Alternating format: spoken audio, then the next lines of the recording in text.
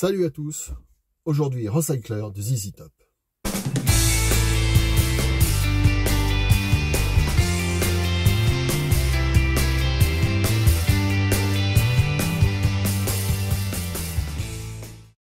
Recycler, le 10e album du célèbre groupe ZZ Top, sorti le 23 juin 1990 pour Warner Bros. Records. Produit par Bill Ham, il suit Afterburner. Alors ZZ Top, c'est qui? À la guitare, Billy Gibbons. À la basse, Dusty Hill. Malheureusement, le bassiste Dusty Hill décède de complications suite à une opération à la hanche. À la batterie, Frank Beard. Et déjà, une petite anecdote. Frank Beard, le batteur, Beard ça veut dire barbe, et c'est le seul qui n'en a pas. Revenons à Recycler. C'est un album de rock, de blues rock, de hard rock. Hard rock léger quand même. Il a été certifié disque de platine dans plusieurs pays. L'Allemagne, le Canada, les États-Unis, la Finlande, la Suisse, et certifié 2 fois disque d'or en France. Allez, c'est parti, on va pour l'analyse. Le premier morceau, Concrete and Steel, béton et acier. C'est un rock mi-tempo. Les riffs de guitare se collent bien ensemble sur une batterie plutôt solide. Rien d'extraordinaire. Il reste sympa avec le son des guitares saturées et claires qui sont mélangées. Love Thing, amoureux. L'intro de batterie est excellente. Encore un rock mi-tempo avec des roulements de batterie mis en avant. Le solo de guitare frise le solo de guitare blues. Ça passe. Penthouse Eyes, les yeux du Penthouse. Il savait faire en intro. Gros riff, grosse voix, gros roulement de batterie bien efficace. Toujours un tempo lent, très orienté blues, un pont légèrement plus rapide ouvre sur un solo de guitare classique. Plutôt bien construit et l'air reste facilement en tête. Tell It. Dis-le. Encore une intro, basse, batterie, guitare qui envoie du lourd. Encore un morceau bluesy plutôt lent. À part les roulements de batterie plutôt surprenants et bien mis en place, ainsi que le refrain qui est entêtant, à part cela, rien de surprenant.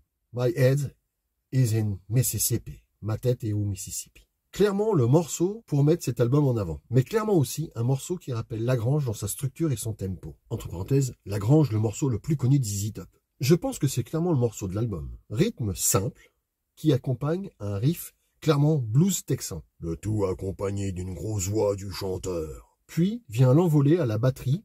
Alors là, batterie peut-être électronique, je sais pas, parce que c'est un peu brouillon dans le roulement. Et après, ça va à volo, ça continue, ça fait des solos, des machins, des trucs, topette quoi. Mais enfin bon, voilà, c'est un très bon morceau.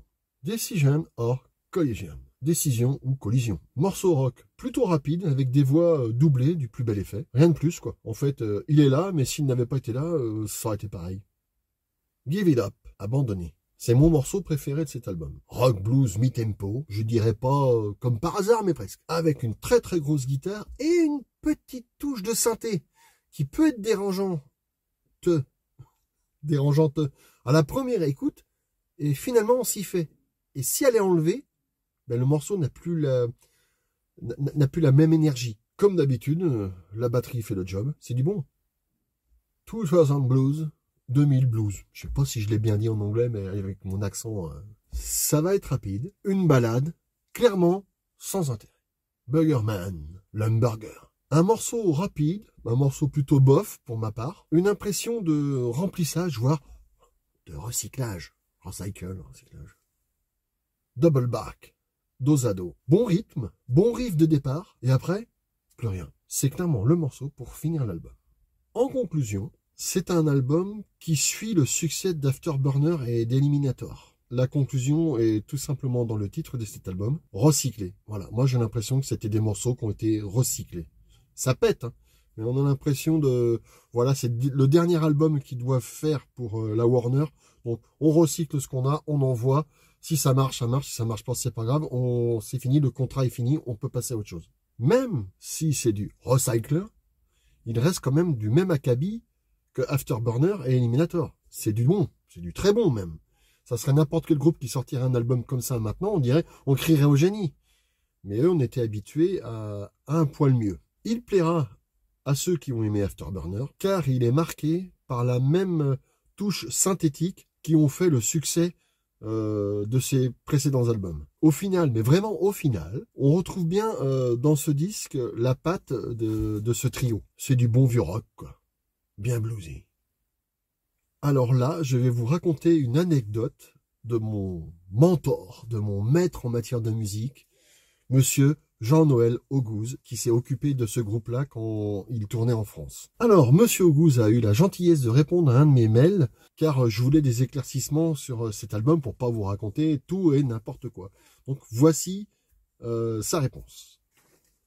Je la lis, hein, parce que c'est long. Alors, il est vrai que cet album m'avait déçu, à part bien sûr My Head's in Mississippi. Il a du mal vieillir. C'est pas faux.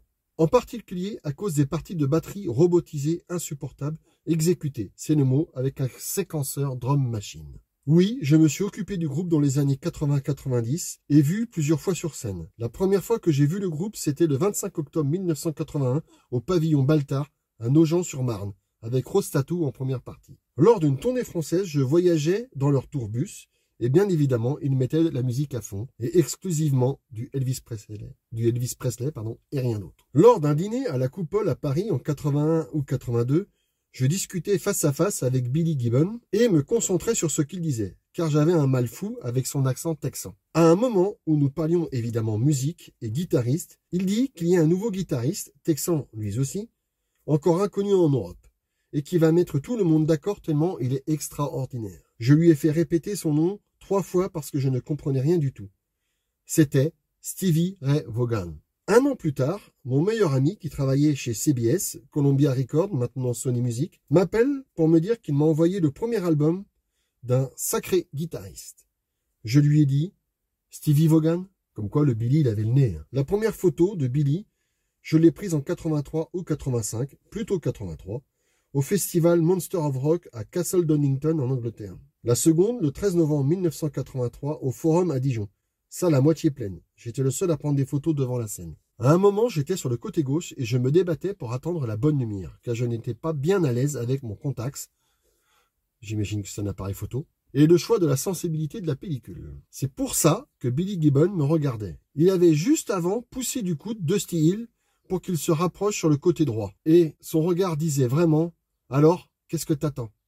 À la suite de cette réponse, je lui ai quand même demandé des éclaircissements par rapport à la batterie enregistrée avec séquenceur. Batteur Frank Bird. Moi, je le considérais comme un super bon batteur. Voici sa réponse. Quant à Frank Bird, reste en haut. Il est bien sûr un excellent batteur.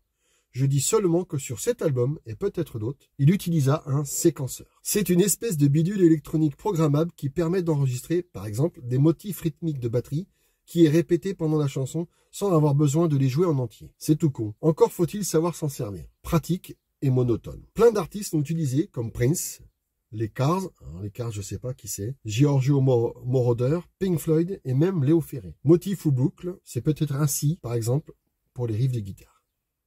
Eh bien voilà les amis, sur ces anecdotes, j'ai plus qu'à vous laisser. On est la semaine, je sais plus, et il y a un gros album qui est sorti, et ce sera la prochaine vidéo. À vous de savoir de qui je parle.